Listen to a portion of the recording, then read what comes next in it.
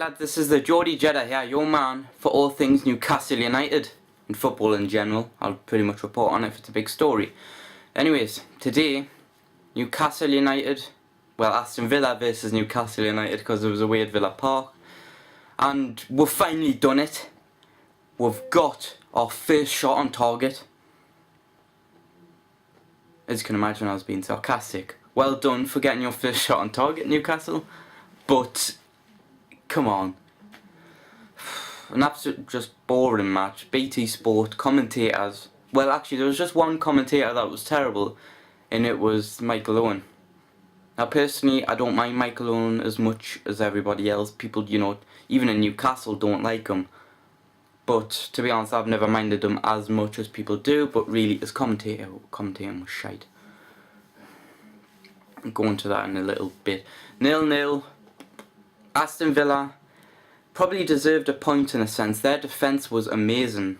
I mean, really, it wasn't through lack of trying that it ended up goalless from our point of view, from Newcastle's point of view.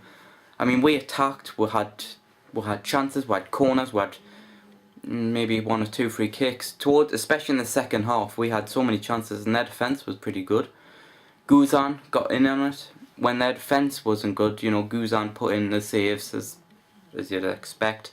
Sam de Jong had a beautiful chance towards the end. He should have put it away, but in fairness, you know, his first game, he should have been playing from the start. He should be there instead of Gouffran. Gouffran should be on the bench. Sissoko on the right where Gouffran's being played, and Remy Cabella on the left, with Sam de Jong in the normal number 10 role. Because Riviere hasn't scored yet, you know, in the Premier League, and quite frankly, it's not his fault. There are not many strikers in the world. I mean, that can play up front on their own. They need somebody who's gonna either take attention away from them, to take a defender away from them. If you've got 3 defenders on top of you, there are only so many strikers in the world that can get away with it. Off the top of my head, I'm thinking Falcao and Abramovich. Maybe Messi, but to be honest, Messi doesn't usually play that alone. He usually has either Neymar, or he'll have his left wingers or right wingers, you know, to give him a hand. So, I don't feel too bad about Riviere's performance. Actually, he did relatively well. Just, there's not much. I wish Pardew would stop doing it. The problem we have is that we've bought so many midfielders to make up for our creativity, or lack of creativity towards the end, and now we've got too many defenders, and Pardew wants to play them all. You can't play all the defenders you want because of their quality. You might as well remove Gouffran. You might as well remove Anita and play Tiote when he comes back, or even just play another striker. Because for the love of God, 4-5-1 is not working. I mean, don't get possession. We bossed it. We were outright winners of possession. Defensively, we were pretty good. Krul didn't really have anything to do at all, really. I mean, he came out now and again to grab the ball during a corner or something, but that was about it. You know, I don't even think Aston Villa didn't have a shot on target themselves. So, you know, but you can't do it. You need someone like Abramovich, and we're not getting Abramovich. You know, he keeps towards the end. He keeps swapping Perez for Riviere to bring him on. Play them at the same damn time. I mean, and I don't even know where the hell Adam Armstrong's went. For some reason, he's not on the bench anymore, which is unfair because he was quite good for his age. I don't know. Pardew's just making some silly choices. I mean, just think, if Ben Arfa comes out of the cold, which would be good for me, because I love Ben Arfa, where's he going to play? You know, last season we complained about having too few creative defenders, and now we've got loads of them, and we've got nothing to do with them. It's just a balance, and Pardew cannot find it. Anyways,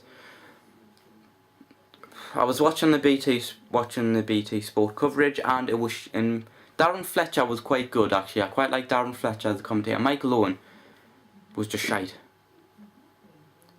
The one main point that I really didn't like is the fact that what they did is to say specifically during the Man City game that Newcastle didn't create many attacking opportunities. Well, that's bullshit. Yes, they did. Not many of them ended up in a strike or shot on goal, but the amount of opportunities we actually had was pretty good. We just should have shot more. So really, I don't think Michael Owen even watched the game, quite frankly. Or at least he needs to get his bloody facts straight before he starts making up bullshit to her. Just to make himself feel important, probably. Anyways, next game. Well, Premier League game, Crystal Palace. We need to win it. We need to get a win on the fucking board. Because quite frankly, right now we're getting sort of easy fixtures after Man City. Everything's, you know, nice for it. It's Crystal Palace next, and it's Hull City at home. So, and you know, Southampton away, then Hull City at home. So we're getting the good fixtures. But what's going to happen when the bad fixtures come around? We need points on the board. It's similar to what Aston Villa have. They're coming up against, you know, sort of weaker teams, and then they're going to play the top 5 from last season in a row, I think it was. And you need to get points on the board if you're going to come up against crap like that. So we need to beat Crystal Palace in the Premier League. The next game really is Gillingham on Tuesday. I'm going to try to get a video out for you. It could be a little more difficult because, you know, there's no coverage for Gillingham. I'll probably find a stream or something so I can get a video out to you, but we'll wait and see. So this has been the GeordieJedi. Leave a like if you can, it really helps. Subscribe if you want. My subscribers are slowly increasing and I'm incredibly grateful for that. So may the force be with you.